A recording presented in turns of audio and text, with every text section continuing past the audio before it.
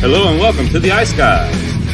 This is the show that takes you into the world of the National Hockey League. Every game, every day, from a betting perspective.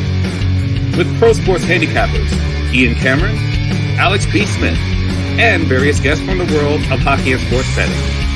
And now, here's your host, Ian Cameron.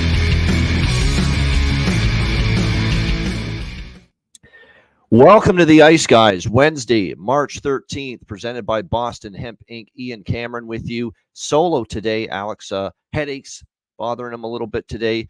He will be back. Actually, he'll be back on Friday. He's got some appointments tomorrow. But we got Matt Robinson and Eric De La Rosa, a guest, joining us tomorrow on the show. But for today, just you and me. As we get ready to break down this Wednesday NHL card. We got 4 games on tap tonight in the NHL. First off, we want to say thank you to everyone that participated in the BetCast, and you know who you are, our great Patreon members, Patreon subscribers, of course, Patreon exclusive live BetCast last night, another fun, enjoyable night, and a very profitable one as well. And last night in particular, I mean, we promote Patreon every day because we put in hours and hours and hours into this show. On a season-by-season basis. We're the only show that does this 7 days a week, every game. We promote it because, hey, it's a token of thanks for, the work we do, being a Patreon member. But seriously, you're missing out if you're not a Patreon member and you haven't been able to join us on these last 2 exclusive live betcasts. I mean, we have cashed some monster fucking tickets. And last night was no exception. We all jumped in last night prior to the second period of both the Arizona-Minnesota game and the Florida-Dallas game. I think all of us, and I know most of us on screen, many of our Patreon members that were in the YouTube chat last night during the BetCast as well, they jumped in on the second period overs. And what we did with those 2 games is not only did we bet them individually, but we actually decided we're going to go over 1.5 parlay at a plus price with both the second period overs in the Arizona-Minnesota game and the Florida-Dallas game. We're going to go one step further and also take both teams to score in the second period and parlay those 2 together in the same 2 games, Arizona-Minnesota and Florida-Dallas. And to be able to cash both of those was absolutely outstanding. We all got pretty excited. I got a little pretty excited there when we saw those bets come through last night on the BetCast. So that was fun.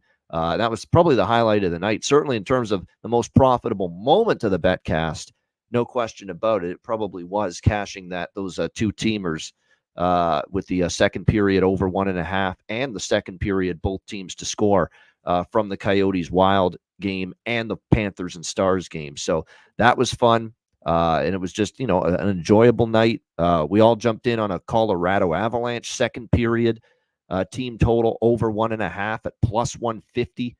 They were down 2-1 to Calgary going into that second period, and that's when they erupted for a 5-spot, 5 goals in the second period to turn a 2-1 deficit into a 6-2 lead. So that was about as easy as it gets to. We did have a couple losses, of course. You're not going to sweep the board with the live bets. Columbus, funny thing about losing Columbus to score the 4th goal in that game, so the 4th goal never came for either team. It ended 3-0. It was 3-0 Montreal in the first 10 minutes, and it basically ended that way. So the bottom line is it was a great BetCast. Again, the great camaraderie we have with the viewers and the listeners that join us on the stream, and even the interaction in the chat. It's so much fun. It's one of the most rewarding parts of doing this gig on a daily basis is being able to put these BetCasts on, a few times a month. And it was another nice BetCast last night. So we thank everybody that's a Patreon member for joining us last night on the BetCast. And great company, great profits, just all around a great night overall. And it was a great betting night with the pregame bets for the most part. There were a couple that went sideways on me and a couple of bad beats too. I'll start with the bad. And the bad to me was San Jose, Philadelphia. This was a heartbreaker, man. This really was. We needed 1 goal. We needed like 30 seconds of Philadelphia to get out of the first period up 1-0 for the first period puck line. And sure enough, they give up a goal 1-1 late in the first, kills the first period puck line. We needed Philadelphia to get 1 goal into the empty net when they were up 3-2, protecting the lead in the final minute or two to cash the team total over and to cash the full game puck line, and we couldn't get it. So that game was aggravating, but the Flyers get 2 points that they desperately need. You cannot pass up the opportunity to get a win and 2 points when you're playing the San Jose Sharks at home, and they were able to get the victory there in that game by a score of 3-2 last night. Not pretty, but effective, and that's all that matters at this stage of the season when you're trying to hold on to third in the Metro in a playoff spot, is that you just find a way to get the job done and get the win. And the Philadelphia Flyers last night were able to do that. Columbus and Montreal, there's not much to say. I mean, Montreal jumped on Columbus with 3 quick goals in the first period. Merzlikins gets pulled, yanked out of that hockey game, replaced by Daniil Tarasov, who actually shuts the door from that point on. But what a performance by Caden Primo. 41 save shutout for Caden Primo last night in that victory. And remember, he's going to get a lot more playing time now that Montreal traded Jake Allen at the trade deadline. That means basically he's the full-time number 2 goalie for the Canadians moving forward. Caden Primo behind Samuel Montembeault. So he's going to get a lot more opportunity in net. And what a way to seize that opportunity last night with a really a sparkling performance. He's the reason Montreal was able to not only win that game, but shut out the Columbus Blue Jackets last night. So a 3-0 win for Montreal in that game. We saw Ottawa beat Pittsburgh 2-1 in overtime. You know, to be honest, if I had to bet a side in that game, it probably would have been Ottawa, but I couldn't take Ottawa with their struggles off a long road trip. And I know I didn't want any part of Pittsburgh, but the Sens find a way to get the win. I did grab a piece of the over trifecta, unfortunately, in that game. It fell way short. Rangers and Hurricanes, guys, this was a great game. I don't want to hear this nonsense about 1-0 games being boring. Not much must have happened. People that say that are people that are ignorant, people that obviously don't know hockey, and people that didn't watch that game last night. Because if you think that was a boring hockey game, you need your head examined. That was outstanding stuff from the New York Rangers and the Carolina Hurricanes last night. Playoff-style hockey, the goaltending at both ends of the ice from Igor Shesterkin for the Rangers, Pyotr Kochetkov for Carolina was tremendous. It was fire wagon hockey for a stretch of the third period where the teams were just trading chances back and forth last night during that game. And for the New York Rangers to go on the road against Carolina on a back-to-back, they're playing a pretty cantankerous game the night before against New Jersey. And I know New Jersey's not the same New Jersey this year. They're likely going to miss the playoffs. Still a rival, still a team you have history with, still a team you played a playoff series against last season. In fact, a team that knocked you out last year in the playoffs.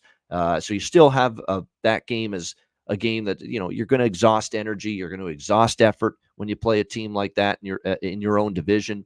And for the Rangers to come back from that big win against the Devils, go on the road, rested Carolina team, Jake Gensel making his Hurricanes debut, and for the Rangers to go in there and win that game, it's a heck of a great win for them. And it's a huge win for them because now they pull 6 points ahead of Carolina for first place in the Metropolitan Division. So a huge victory last night for the New York Rangers. A great collective team effort, both ends of the ice, big defensive plays, shutting off the neutral zone.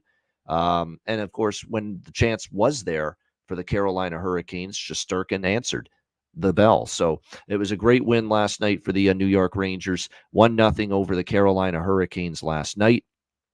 We saw another great game in Dallas with the Florida Panthers and the Dallas Stars. Actually, you know what? I missed Detroit and Buffalo. This was the most profitable game of the night for me pregame-wise by far. I mean, we smoked this game. Absolutely tremendous results overall. Where do we begin? We had the over trifecta, first period over, both teams to score first period, full game over in that Red Wings Sabres game. We had Buffalo team total over 3.5 plus 115, my best bet on the show yesterday, and we're able to cash that thing before the first period ends. And Buffalo, man, just jumping on the Red Wings, and there was nothing fraudulent about the 4-1 start for Buffalo in the first period. We were all on the BetCast, many of us anyway, were on the BetCast, the Patreon members, and they were swarming, just absolutely swarming the Detroit Red Wings relentlessly. They were just attacking in waves. It was shift after shift after shift. Buffalo's got Detroit running around in their own zone, and it was really something to behold last night. So it's about as good as I've seen the Sabres play, but at the same point in time, Detroit has clearly fallen on hard times. This has been a brutal losing streak for them since Dylan Larkin, their captain, got injured. But there's only so long you can use that as an excuse. I get it. He's the captain. He's an important player. He's a great two-way player, both ends of the ice. The leadership component that's missing when he doesn't play. I understand all of that. But at the end of the day, there's, 11 other forwards on that team and 6 defensemen and a goalie. They've got to collectively pick the bootstraps up and get it done. And unfortunately, the Detroit Red Wings are not doing that right now. So a terrible game for them. We talked about Alex Lyon and the fact that he has crushed his previous high as far as games played in a single NHL season, and that it looks right now like he might be hitting the wall physically, mentally, not emotionally, but more so physically. I think he's hitting a wall. He's not accustomed to this kind of workload at this kind of level when you're facing the best players, the best shooters in the world. And he's definitely having a hard time right now. And he got pulled last night. James Reimer had to come in. And here's the Buffalo Sabres, 7-3 win. Bo Byram scores twice. He's made a world of difference for this blue line. Him and Dahlin already have instant chemistry. He's added a more dynamic skating element to the blue line, jumping into the play, makes the Sabres offense more dangerous. Let's be real. The Sabres offense has underachieved this year. This is a team we expected to score goals in bunches throughout the course of the season. And quite frankly, they have not lived up to that at all. And believe it or not, their defense at times has been better than their offense. But all of a sudden, the Sabres starting to play better, starting to win games, and more importantly, they're starting to get some goals again. And the impact that Bowen Byram's making on that blue line cannot be understated. He has been that much of a difference maker early on for the Sabres. He's had one hell of a start to his Sabres career. There's no question. And here's the Buffalo Sabres again doing this, late push for the playoffs once again. This has become a recurring theme for Buffalo. It happened last year, and here it is again. They're now only 5 points back of both the New York Islanders and the Detroit Red Wings, who currently hold tied for the second and final wild card spot. So here we go with the Buffalo Sabres trying to make a last-second dash, if you will, to get into a playoff spot, and it's not totally impossible for them. Is it going to be difficult? Yes, because they have played more games than both the Islanders and the Red Wings. It's going to be very difficult to, overcome that part of it.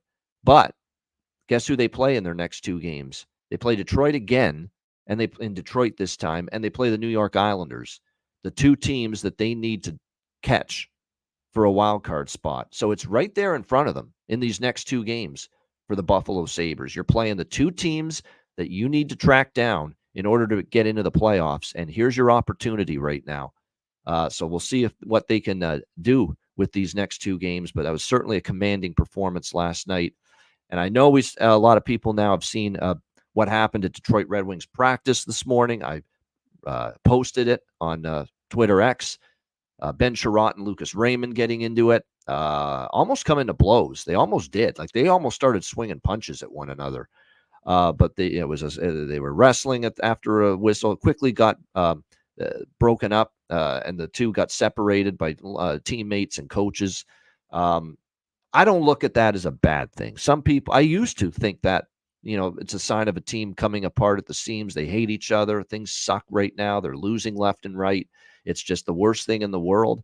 But at the same time, it shows that there's some emotion right there in that team. They're not dead in terms of their soul. This is bothering them. There is some care that I see when I see that happen. That people are fucking pissed off. They're angry. They're frustrated. They should be. It's been a brutal stretch for the Detroit Red Wings.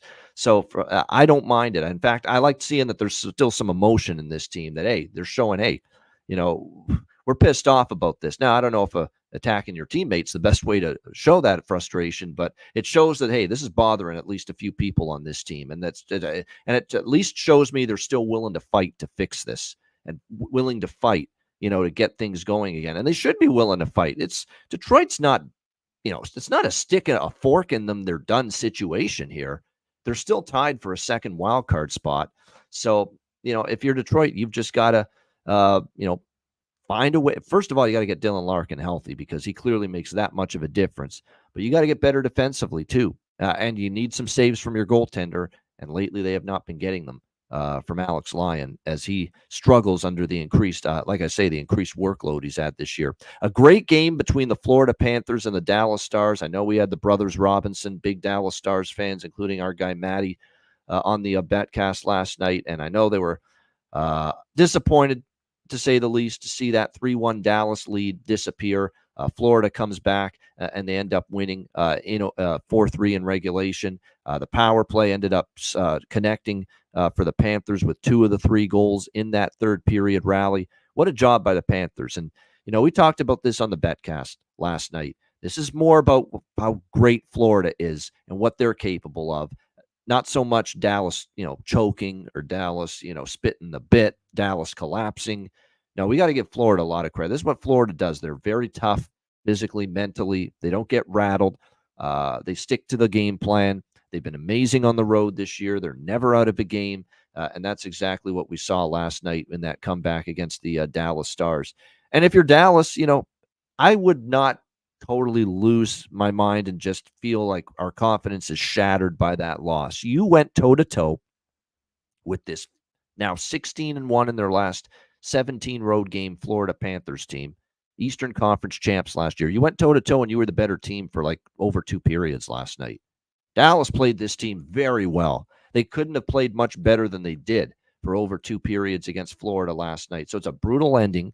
It's an awful finish to the game for Dallas, but there was a lot of positives to take from that game. And keep in mind, a couple of those goals went in off Dallas players, a couple of good bounces, good fortuitous bounces. You got to be lucky to be good to be lucky. I get all that. There's definitely some truth to that.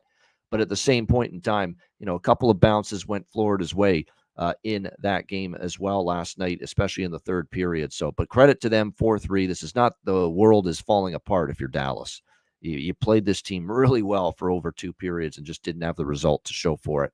Minnesota 4-1 against Arizona. They take care of business against the Coyotes last night. Pretty workmanlike effort from the Wild, and they're still very much in the playoff mix. They continue to not go away. A crazy scene with Chicago and Anaheim, 7-2 Blackhawks. Another huge night, 5 points for Connor Bedard, who has just gone nuts in the last 2 games for Chicago against both Arizona and Anaheim. Speaking of going nuts, it was a nutso scene on the ice where we had a little bit of a line brawl in the third period. Radko Gudas, Mackenzie Entwistle were involved. Mrazek decided to jump in and help out his teammate, and then John Gibson skates all the way down the ice from the opposing crease. He wants a piece of Mrazek. They almost go at it, but again, we get denied a goalie fight. Linesmen, officials, refs step in, and it doesn't happen. But it got a little cantankerous, a little ornery last night between 2 teams. Maybe you wouldn't expect it because they're way out of the playoffs. But Anaheim and Chicago certainly was entertaining. We almost had, like I said, a Peter Mrazek, John Gibson fight there in that game, which reminds me of the moment when we saw, of course, our guy Carter Hutton, who was on the show a few weeks ago. He fought Peter Mrazek in an AHL game, and we actually played the clip. We played the clip on that show a couple weeks ago when he was on the Daily Show, and we actually played it again last night during the betcast. So wild scenes there in Chicago. You know what I love too? How Darren Pang on the Blackhawks television broadcast, he always gets so fucking fired up for a fight, and especially a goalie fight that might be about to happen. Let's see what we got here. Let's see what we got here. And you can see him getting into it when it looks like Gibson's going to maybe go at it with Mrazek, but never change Panger. That Panger's an old school guy. He played in the NHL in the 80s. That's back when that shit happened all the time. Line brawls, goalie fights, all that shit happened all the time. That's why he likes it. As he comes back from that old school 80s NHL when Darren Pang was playing backup goaltender for the Chicago Blackhawks. So, like I say, it's cool to see that every now and then for sure.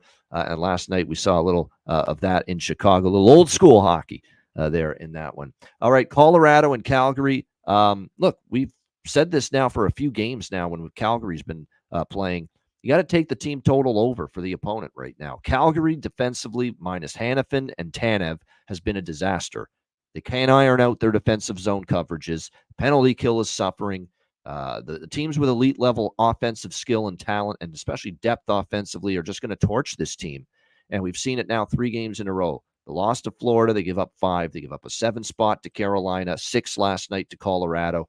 And it probably would have been more if it wasn't such a wide margin of lead for Colorado. They pretty much coasted in the third period and called off the Dogs and said, you know what, 6-2, let's just play a good conservative period, get this game done because we play Vancouver tonight.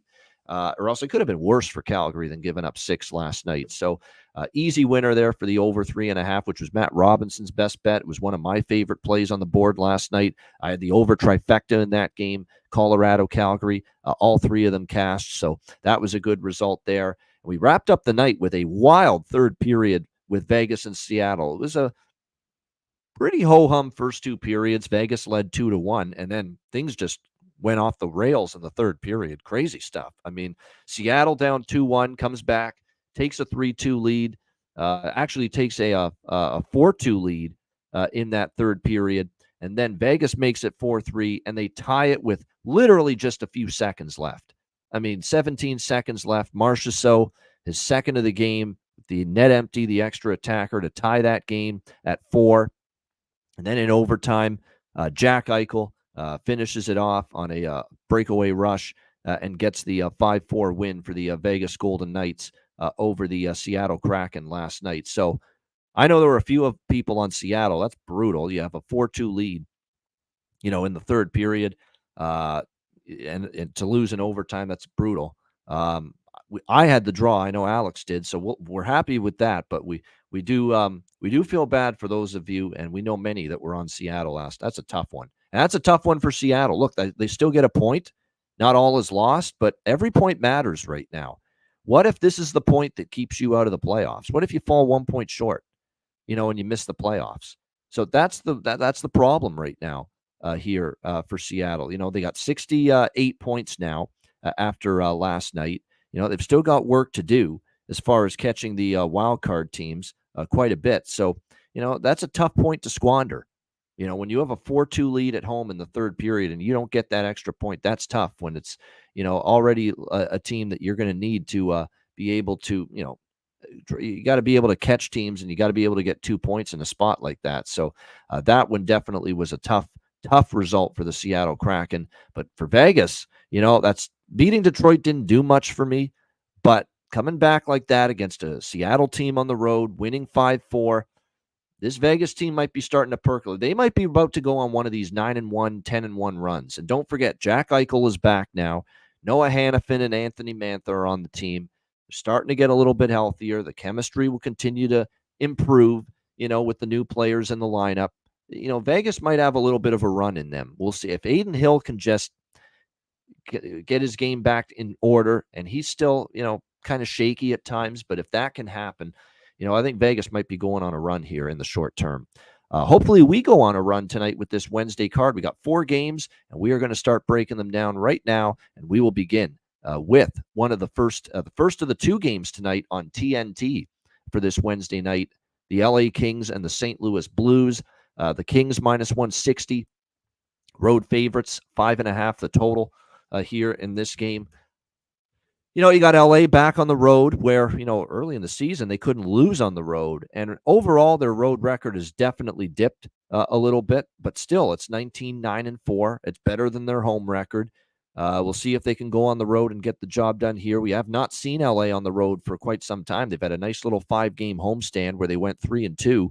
Their last road trip was that 3-gamer in Western Canada. They went 1-2, but the win was against Vancouver, 5-1, with losses to Calgary and Edmonton in Alberta.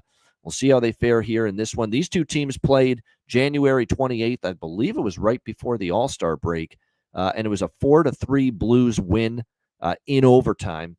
LA got a win 5-1 at home against the Blues back in November, so it's been a 1-1 split in the season series to this point. The Blues bounced back from a 3-game losing streak against the Islanders, Devils, and Rangers. They lost all 3 in that tri-state road trip, and they bounced back with a commanding win against Boston. But if you watch that game, that 5-1 win over the Bruins were pretty rough that night, pretty bad. So that definitely plays a lot into it. Going into that game, you got St. Louis off a 5-game road trip. It's a Malinsky special. It's not a spot I want St. Louis in. I still don't trust them fully. Like they did beat a good team finally, but the good team beat themselves. Okay, Boston was lousy in that game, terrible, in fact. So you got to take that win with a grain of salt for St. Louis. The problem is the price just isn't right. here with LA. I think if I'd lean LA I'd lean LA here. I don't even want LA in regulation because I do think this can go to overtime. I do like the draw a little bit here in this game. We did see overtime last meeting in St. Louis, Kings versus Blues. Like I said, it was just a few weeks ago.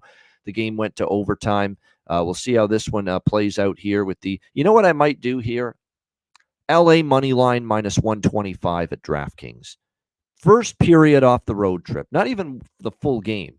The first period, the first 20 minutes for St. Louis coming off that road trip, we might see them look, pretty bad, pretty flat, pretty, jet lagged, a little fatigued, just lacking energy. And to play this sport, you need energy. And how many times do we see teams where right away you can tell they don't have it energy-wise to begin a game? This could be one of those spots here. So I probably will get in for a little bit on the Kings first period money line, minus 125. You could, if this is a game where I'd want the security of the money line. Normally I would jump at the plus price and go puck line, but I don't want that San Jose Philly situation happening here where it's tied after the first and we lose. This one I feel the minus 125 on the money line, whereas if it's tied after the first, we push. But if you feel a little more aggressive, a little bit more confident, you could go the minus a half LA first period puck line, which is a plus 174 right now at Pinnacle, which is a pretty good price here. So I do like the first period look. First period off of, and this is a long road trip too for St. Louis. It was 5 games, Philly, Islanders, Devils, Rangers, Boston, all in the Eastern time zone, and only one day, going back to the Central time zone back home following the Boston game, to end that road trip. So the LA first period money line, I think, is a solid situational bet here in this game. And of course, they need the points badly. And then I do like the draw full game here in this one. Again, we saw overtime with these two teams not too recently, just recently. So yeah, draw as well for me. Interested in that. As far as props for this game, I'm going to look. Toropchenko is down the lineup for St. Louis, but he has found a way to make an impact offensively. Alexei Toropchenko.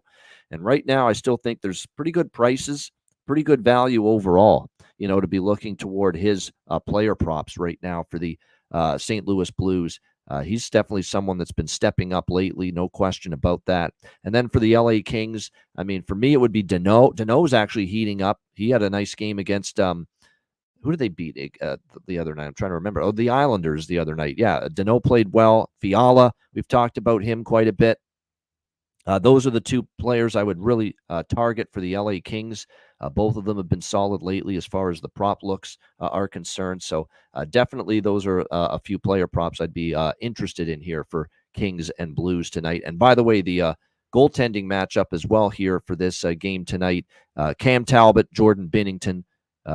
Talbot for the Kings, Binnington for the Blues. All right, Nashville and Winnipeg. This should be a good one here. We've got Winnipeg minus 150, home favorites. 5.5 the total in this game. Jets, great spot to back them, of course, Monday night against Washington. Rick Bowness saying not a single player on the team had a good game against Vancouver. And you always wonder, is the team going to respond? And if it's a good team, they normally do. And if they respect the coach, they normally do. And they did. It was a great complete effort. 3-0 shutout for the Winnipeg Jets over the Washington Capitals in that game.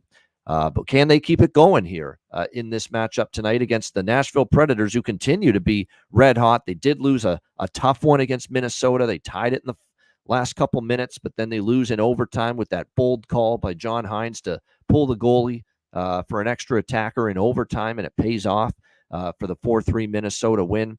This is still a Nashville team that in their last 12 games, 10-2 in their last 12 games coming into this one, playing some really good hockey. They beat Winnipeg 3-2 way back in November. Winnipeg has beaten the Nashville 2 straight times here at home, including earlier this year by a score of 6-3. We'll see if that continues here in this game tonight. We've talked about how Nashville, this is definitely a team that when you look at their recent results, they've been scoring a bit more. No doubt they have scored 3+ goals in 9 of their last 10 games. Very, very impressive stuff from Nashville. It's going to be Connor Hellebuck back in net tonight for the Jets. Gabe Vilardi remains out for them. Dante Fabro out for the Nashville Predators. And he's someone worth talking about because he has a +11 this year. He's not a big offensive player, but you look at what he's done valuable piece defensively for this Nashville Predators team. He doesn't put up the points, but physicality, tons of blocked shots. I'm seeing that he's got something close to like 100 and some blocked shots this year, 113 hits. This is definitely someone that makes them a better team defensively. And all of a sudden you take him out of the lineup and, that's why you got to do some digging and know the personnel. And that's the good thing about me watching the shit ton of hockey I do throughout the season is I feel I've got a good gauge on the personnel. When this player is out of the lineup, what does it mean for the team? What are they losing? So when I see Dante Fabro out for the Predators, I ask myself, what are they losing in him? Well, they're not losing a lot of offense. He doesn't really chip in terms of power play or any of that, but they miss a shot blocker. They miss a good defensive player in his own zone. So when I look at them missing Fabro, I think, maybe they're worse defensively without him. And that's the first thought I have is that, that blue line could suffer just a little bit defensively for the Nashville Predators without him in the lineup. It looks like we're going to see McDonough, Yossi, Luke Shen, Jeremy Lauzon, Alexander Carrier, and Spencer Stastny looks like is the one that's going to be called up and replace Fabro. Spencer Stastny from Milwaukee, the Admirals in the American Hockey League. He has played 17 games in the NHL with Nashville, 9 games with them earlier this year as well, or 9 games last year. I don't think he's played this year for them. So he looks like he's going to be taking the spot there of Fabro, who's out. So, like I said, I do think they're a little bit worse on the blue line defensively, minus Dante Fabro moving forward. We'll see how this one goes here. I've just got a feeling that I don't feel overly strong about it, but with the 5.5, I would lean over here. And again, if my theory comes to fruition here, I do think Nashville blue line wise, a little weaker in their own end in terms of stopping other teams without Fabro, especially when you factor in that, Yossi, very good in terms of moving the puck. He can be good in his own end, but he's got the great puck movement, the great skating ability, great on the power play, of course. So this might be a team that's in a little bit more of a faster pace game, more of, especially with Fabro out, a little worse in their own end, and maybe a situation where Nashville or Winnipeg can take advantage. Keep in mind, Winnipeg, it was a 6-3 final for them the one time they hosted Nashville back in November. Again, that was a long time ago, but certainly I could think that 5.5, we could see this one maybe just jump its way up and over the total. One thing, too, with Winnipeg, I'm noticing the last couple of games, they have that, they had they had 3 straight overs against Carolina, Buffalo, and Seattle. Then they had a 3-0 shutout win. And the next game, they give up 5. And then the next game, they shut out Washington again. So they haven't exactly, followed up a great win and a shutout win in particular with another great performance. So that's definitely something to watch for here in this game against the Nashville Predators. I think what I'm going to do here is I lean Nashville a little bit just because you're talking about 10 wins in their last 12. You're getting plus 130 to plus 135 with them on the money line. I might sprinkle on that, but what I might go in on a little bit more than that is the team total for Nashville. It's 2.5. It's very cheap. It's minus 115 to minus 120. That's it for their team total. And when you look at that, the Nashville Predators, other than the Columbus game on the weekend, like I said, this team has gotten you at least 3 goals in 9 of their last 10 games, at least 4 goals in 7 of their last 10 games. So it's not like we're asking the world of the Nashville Predators to get 3 goals tonight. We know when Winnipeg's dialed in defensively and Hellebuck, has a game like he had against Washington, we'll see them put the clamp down again. But all I know is the last time we saw Winnipeg shut out an opponent, they gave up 5 the next game and they didn't come out ready against Vancouver. And that's the game Bonus got all upset. So I'm going to do a little sprinkle here on the money line, plus the team total over 2.5 with Nashville, and also a little over 5.5 and the draw in this game. This is another draw candidate for me, much like the Kings and the Blues. So 4 bets, Nashville money line team total over 2.5 split, Nashville plus 130 to plus 135. Nashville money line and team total split in this game. Over 5.5 full game, minus 115, and the draw which you can get at a pretty good price there with that. And then as far as props go, some decent options here. We expect Saros in net for Nashville. It just hasn't been confirmed yet, but the expectation is he will be in net. Iafallo, Alex had a bargain bin special with him the other night. And I want to point out something about the debut of Tyler Toffoli Monday night against Washington. Anyone that watched that game, with all due respect to Nikolai Ehlers and Mark Scheifele and Kyle Connor, the top line for the Winnipeg Jets, they were not the best line for Winnipeg Monday night against Washington.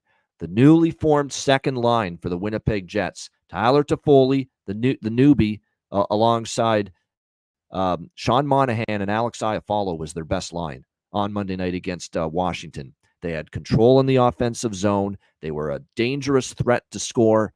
Most shifts they were on the ice against the Capitals. So you have the makings of a line that could be very, very effective for Rick Bowness and the Winnipeg Jets here, with Toffoli, Monahan, and Iafallo playing together. And keep in mind some of the elements as to why this line could be good. It's not only because they found chemistry, they have a history, these three players. Toffoli played with Monahan when he was in Calgary. Toffoli played with Iafallo when he was in LA. So there is that little chemistry right now that they've got going at this point in time, which leads me to the props tonight, where I think any props involving that trio are worth a look.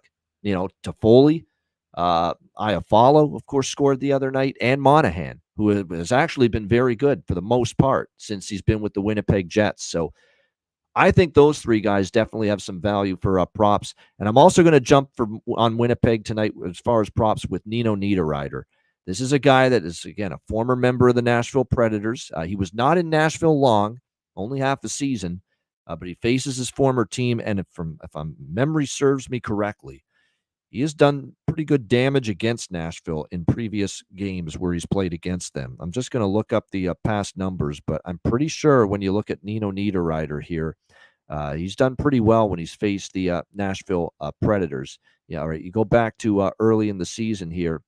He did have an assist in the one game against them. And then you go back further. Didn't have a goal in the other one. Must have been last year. Must have been. I'm probably thinking of last year after he joined Winnipeg at the trade deadline, because I remember him scoring for sure against Nashville. It was last year post trade deadline, but I still think Nino Niederreiter's worth a look here in this game as well for Winnipeg. And then if you're going to look at Nashville props, anybody on the top line, we've talked about this for a while now. Forsberg and O'Reilly and Nyquist have been absolutely outstanding. Ryan O'Reilly, to me, is the one that's I think the one with the value right now. He scored against Minnesota, points in 3 straight games. He's been very effective for the Predators. Jason Zucker, by the way, is up on the second line. Luke Evangelista is another one that's starting to get, things rolling a little bit offensively down on the third line. Same thing with Thomas Novak. Goals in 3 straight games for Evangelista, and points in 4 straight games. So I think Luke Evangelista definitely has to be on your prop card here tonight from the Nashville side of things. And that whole line, too, has been pretty solid. Thomas Novak's got a point in 3 straight games and points in 4 of the last 5 games as well. And how about this guy all of a sudden, who's also on that third line? He scored a goal and an assist against Minnesota, 3-game point streak as well. This guy is literally from the little town outside of Hamilton where I'm from, Mark Jankowski. And I'm so happy for this guy. So the hometown guy right in my backyard is where he's from. And he's all of a sudden got something going. That whole line on the third line for Nashville, it's why they're very good right now. The top line's dynamite. Second line is capable. And this third line has got great chemistry for them. Jankowski with Tommy Novak and with Luke Evangelista. So definitely, I think at this point in time, you got to watch out for these guys as far as props. They're worth a look, in my opinion. All right, next up, we've got Washington and Edmonton. Oilers minus 300 home favorites, 6.5 the total here in this one. I don't know. There's something about this spot that doesn't sit right with me as far as either side. I mean, I'm not rushing to take Washington here, but it's not a great spot for Edmonton. For Edmonton, it's Malinsky special. It's off the 4-game roadie: Boston, Columbus, Buffalo, Pittsburgh. And they only went 2-2 on the trip. They beat Boston in overtime. needed a goal in the final minute to tie it, and then they had the 4-0 win against a dead as a doornail Pittsburgh team. It's not like that road trip was a great road trip here for the Edmonton Oilers. You got Washington off a loss, and the thing too about Washington here is, I've thought all season this team's greatly overachieved, but you go back to February 11th. That's the last time this team lost 2 in a row. So that's that's about a month ago. But they are, let me see here, 4-0 off a loss in their last 4 tries. So they enter this game 4-0 off a loss. The last 4 times they were defeated the game before that. So, and it does feel like Washington, I could see Edmonton kind of lacking something early in this game, potentially here in this matchup against the Oilers. You look at series history. I don't think I've got it in me to take Washington first period money line, but man, it feels like a situational spot that makes a whole lot of sense to me. That in the first period of this game. Now, that's another thing, too, kind of like the St. Louis-LA game. I don't trust Washington to win the game in the full 60 minutes. I don't. But in the first period, could they maybe, especially after getting shut out, blanked by the Winnipeg Jets Monday night, could they maybe look toward and get on the board first, catch Edmonton a little flat-footed off the roadie? That's definitely possible. And you look at series history, Washington in Edmonton has been a thorn in the Oilers' side.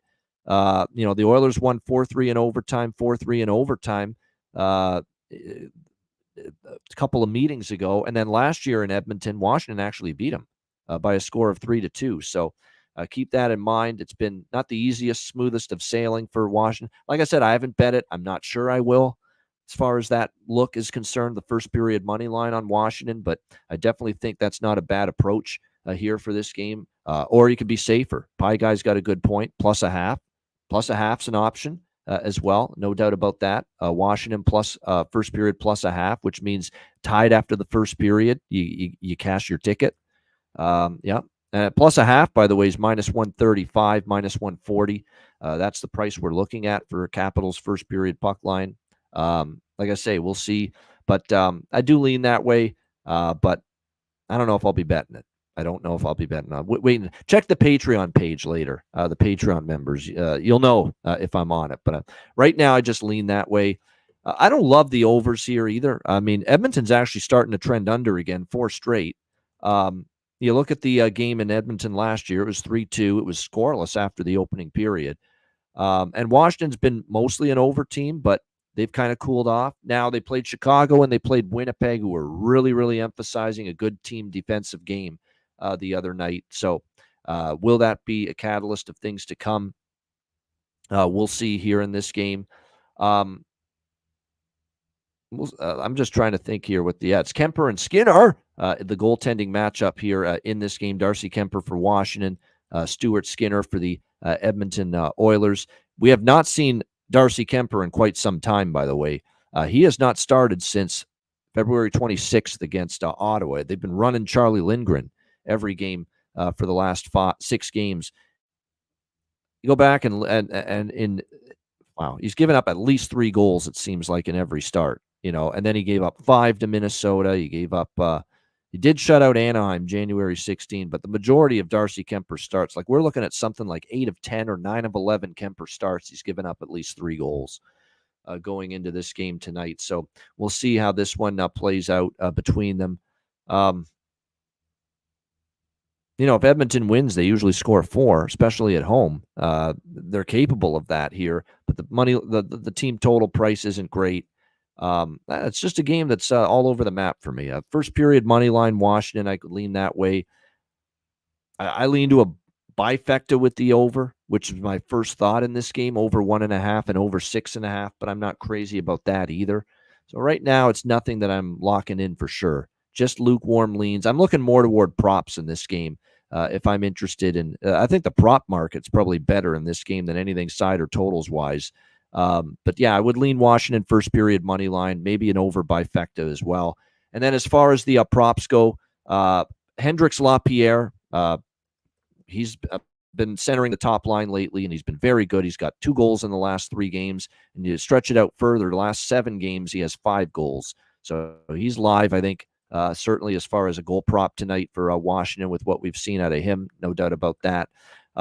How about this Ivan Miroshnichenko? They like this young kid, 20 years old. He did score against Pittsburgh. He's going to get second-line role tonight with Strome. And Sonny Milano is another one, too. Sonny Milano, we've talked about him. He didn't score the last game, which snapped a 5-game goal-scoring streak. But as long as he remains in that top 6 forward group, he is definitely going to be someone to factor in as far as props go at this point in time.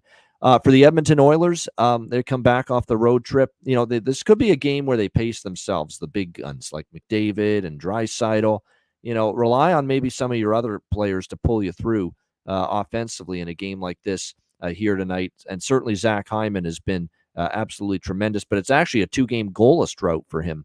So that's actually a drought by his standards right now with what we've seen lately. I throw out maybe Ryan McLeod as well for you as far as a goal prop that I'm interested in for Edmonton. A goal and an assist against Buffalo. Definitely a possibility of him finding the back of the net here tonight. We've talked about Warren Fogle as well. He also scored against Buffalo. It feels like a night where I think a McLeod and a Fogle can step up because coming off the road trip, you're playing an Eastern Conference team. This doesn't feel like a take over the game spot for me with McDavid and Draisaitl. So if you're going to bet Edmonton props, I would probably say look more toward the supporting cast. Look to Hyman, look to Fogle, look to McLeod. Maybe even a Corey Perry shows up, even though he's down on the 4th line now. Or maybe Adam Henrique. I think Adam Henrique is, one of these days, I think he's going to score for this Edmonton team since coming over at the trade deadline for them. So I think it's one of those nights where if you're going to bet Edmonton props, try to get a little more creative and you look more towards some of the supporting cast stepping up and chipping in for them here tonight. All right, final game of this Wednesday card and probably the game of the night on paper, the Colorado Avalanche taking on the Vancouver Canucks.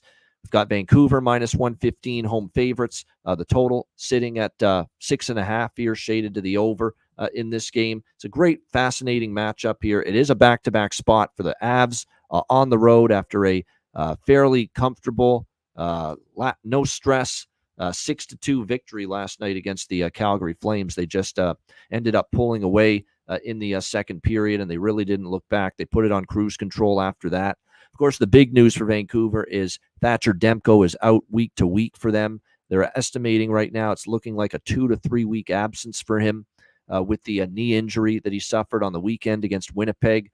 Casey DeSmith had to take over in that game, and it'll be Casey DeSmith, primarily the starting goaltender for the next few weeks here for the Vancouver Canucks here in this game. I really want to take Vancouver here. I think the situation's in their favor. I'm not the biggest, I'm not all that trustworthy in the Avs here on a back-to-back on the road. Let's be real. They faced a Calgary team with a defense that's just been miserable since the trade deadline, since they lost Hanifin and Tanev. We'll see how they do because keep in mind that before that, we saw them lose on the road at Detroit and lose at Nashville 5-1. The road wins that they've gotten in their last 4 games were Chicago and a depleted Calgary blue line coming off a road trip. I mean, to me, that's not the body of work I want going against a very, very good Vancouver team, a Vancouver team that's righted the ship, that's playing outstanding team defense. 4 straight wins for the Vancouver Canucks, 1 goal allowed or less in each of the wins. So Rick Tocchet going into that road trip, when things were really bad for Vancouver, they were really struggling. They go into that road trip, they preach defense, getting back to their details of the game as a team defensively, and they have definitely been able to ride that to a really nice run here for the Vancouver Canucks in this game, in this 4-game win streak. Now, Anaheim was one of the opponents. LA's got up and down, but to beat Vegas in Vegas 3-1, shut them down. Winnipeg 5-0. That was a hyped game on Saturday night, and just shut them down 5-0. I mean, this Vancouver team is playing well, but there's an element of me that does not trust DeSmith just yet. If this is Demko, I maybe do trust him a little bit. He hasn't been nearly as good lately, Casey DeSmith, and there is a drop off from Demko to him. He came in and didn't give up a goal against Winnipeg, but by the time he entered that game, Winnipeg was pretty much done already. I don't know how much stock you can put into that or how much you can take out of that. What I remember from Casey DeSmith is, and he actually did play well at Anaheim. 1 goal allowed, but he only faced 18 shots. from the Ducks that night. You would think Colorado might put a little more rubber on goal tonight. How will he fare and a more dynamic, depth-laden team? I can't get the Minnesota game out of my mind. He gives up 8 goals. That crazy game against Minnesota, against the Wild on the road, they lost 10-7.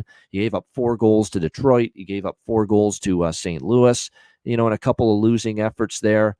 1-3 in his last 4 starts when we've seen Casey DeSmith in net. So that's what's going to hold me back here with this. I look at Vancouver being very cheap here, the situation being good in their favor.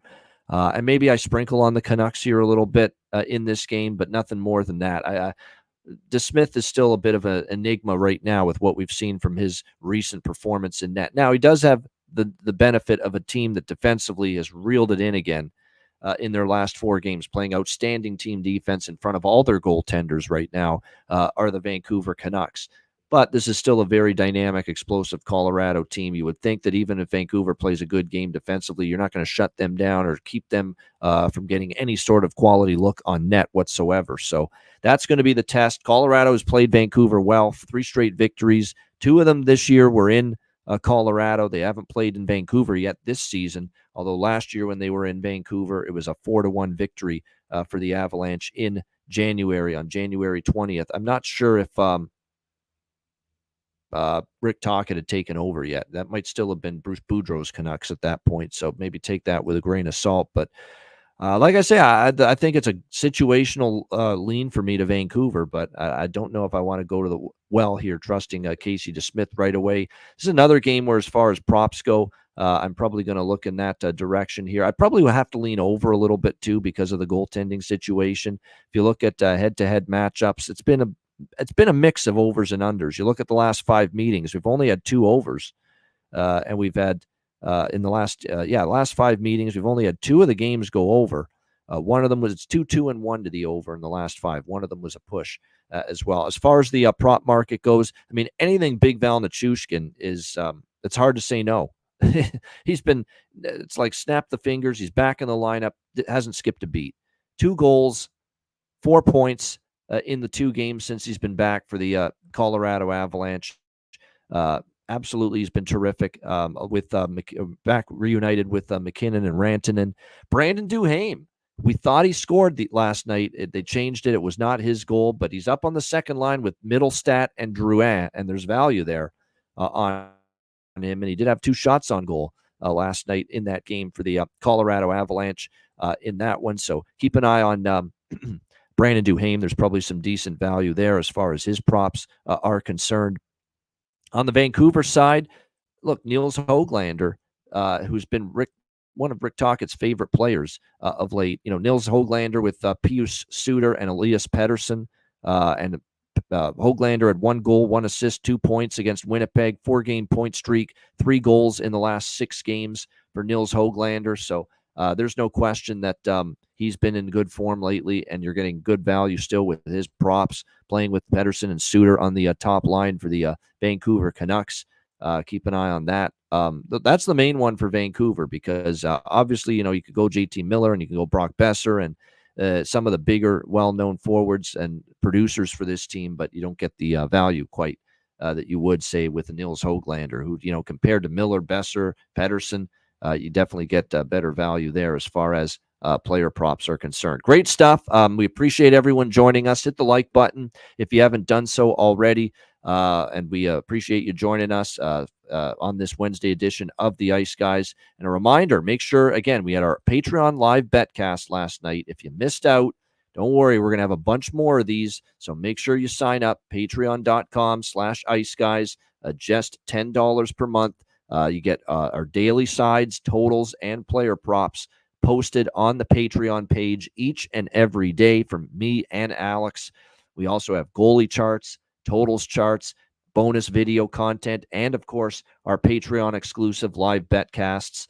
And we're going to have a bunch more in April and beyond going into the Stanley Cup playoffs. So, again, make sure you sign up and subscribe, just $10 per month. And, again, your $10 per month subscription goes a long way in order to keep the show going long term. So, again, don't miss any of the exclusive content, including the live betcasts that are exclusive to Patreon for the rest of this season. Sign up and subscribe for just $10 per month, patreon.com/iceguys. And also, of course, our main betcast in the month of March. We do have one more betcast. This one's going to be free for all, open to the public. Everyone can watch. Everyone can attend this betcast. Tuesday, March 26th, 2 weeks from now, 7 p.m. Eastern, our next live betcast. And again, you can DM or email me or Alex for a spot on the betcast, and we will send you the link for the betcast before it begins. And last of all, check out the Ice Guys store. Get your gear, get your merch over at iceguys.myspreadshop.com. All right. Alex, even though he's not on the show, he sent me his bargain bin special for tonight. He sent me his best bet for tonight. So I will recite that, and I will have my bargain bin special of the night and my best bet as well coming right up, right after we hear from our great daily sponsors, Boston Hemp.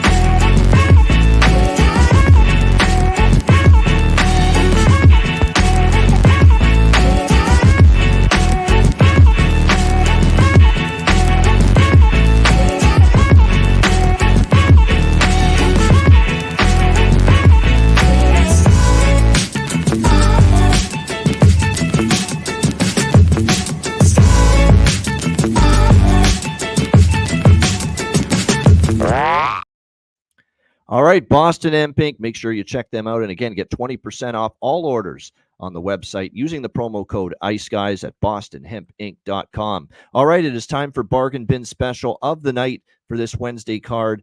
Alex B. Smith, who did it again last night, Britney Spears style. Oops, he did it again with the Bargain Bin Special of the night. Nathan McKinnon and Valerina Chushkin, Big Val, goal parlay, plus 400.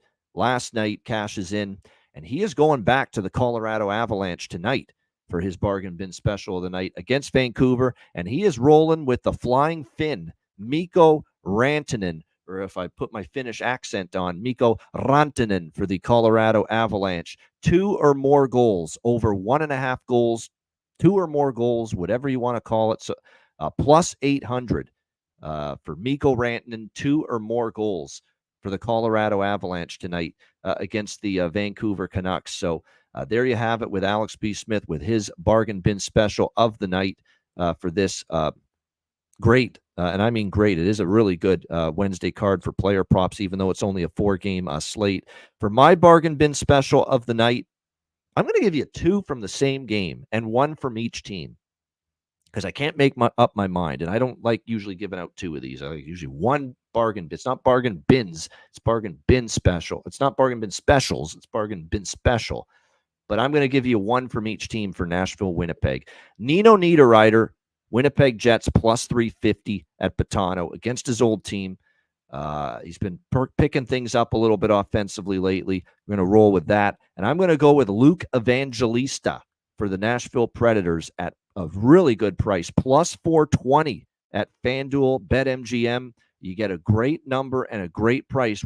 This is a guy that's on a consecutive game goal scoring streak right now for the Nashville Predators. So there you go. A little bonus for you. 2 bargain bin specials for me tonight from the same game.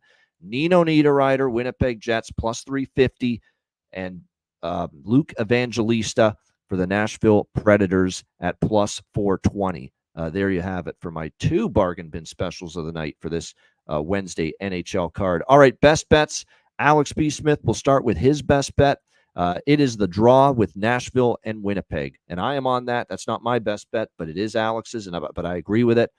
Nashville, Winnipeg draw plus 350 for Alex B. Smith. Makes sense to me. We saw Nashville go to overtime against Minnesota over the weekend. I think definitely when you look at this matchup here tonight, very competitive game, tight game, so I could see it going past regulation. Predators, Jets, draw plus 350 for Alex B. Smith with his best bet for this Wednesday NHL card. My best bet for this card, I'm going to go to the same game as well, but I'm going to target over 5.5 here, minus 115 with the Predators and the Jets. It's a pretty low total for Nashville right now, a team that's gone to 3 goals or more in 9 of the last 10. I almost went with the Predators team total over 2.5 is my best bet on the show, which I really like as well. But I'll go with the full game over, thinking Winnipeg will be able to chip in offensively in this game, and we get maybe a 4-3 type of game like we saw with Nashville against Minnesota over the weekend. So that'll be the best bet for me. Nashville, Winnipeg over 5.5 minus 115 for my best bet for this Wednesday NHL card. And that'll wrap up this edition of the show. Thanks to everyone for joining us. Hit the like button on the way out. Make sure you do that. And also I want to point out another thing we should point out, and I've been meaning to talk about it. I have not in the last little bit. We have too many people watching the show that aren't subscribed to the channel. Hit the subscribe button. Hit that subscribe button. I know we're at 5,000 subscribers, but there's still almost a quarter of our viewing audience that is not subscribed to the channel. Unacceptable. Totally unacceptable. Hit the subscribe button. Let's go. We want to climb to 6,000, 7,000, 8,000 subscribers and beyond. Make sure you hit the subscribe button to the channel. It's not going to cost you anything. Just hit that subscribe button. And again, we were stunned, Alex and I, when we saw the stats the other day. Like 23, 24% of the viewers of our show on this channel are not subscribed to the Ice Guys YouTube channel. That's got to change. Come on, do the right thing. Hit that subscribe button on the Ice Guys YouTube channel and show your support for this show, the only 7 days a week NHL betting show on the web, on YouTube. Thank you to everyone for joining us. A reminder, the Ice Guys is live 7 days a week, Monday to Friday, 2 p.m. Eastern, Saturday and Sunday, noon Eastern. If you can't watch the show live, download the Ice Guys podcast in audio form on all major podcast platforms, Google Podcasts, Apple Podcasts, Spotify, Stitcher, iHeartRadio, Amazon Music, and more. Download the Ice Guys podcast when you can't watch the show live. I'm looking forward to tomorrow's show. It's a huge Thursday card. Alex will be away, but Matt Robinson will be with me as usual on Thursdays. And we are really, I'm looking forward to it. A little European flavor on the show tomorrow. From Sweden, former pro hockey player Eric Delarose, the brother of Jacob Delarose, who played for the Montreal Canadiens a little bit in the NHL several years ago and is playing now back in Europe, I believe in Sweden. Eric's retired, but Eric's an avid NHL bettor from Sweden, Jacob's brother, and he will be on the show with us tomorrow. We're looking forward to that. So yours truly, Matt Robinson and Eric Delarose coming up on the Thursday edition of the Ice Guys show. So we're looking forward to that. So enjoy the games and good luck. Have a great Wednesday night, and we'll talk to you again tomorrow on Thursday for another edition of the Ice Guys.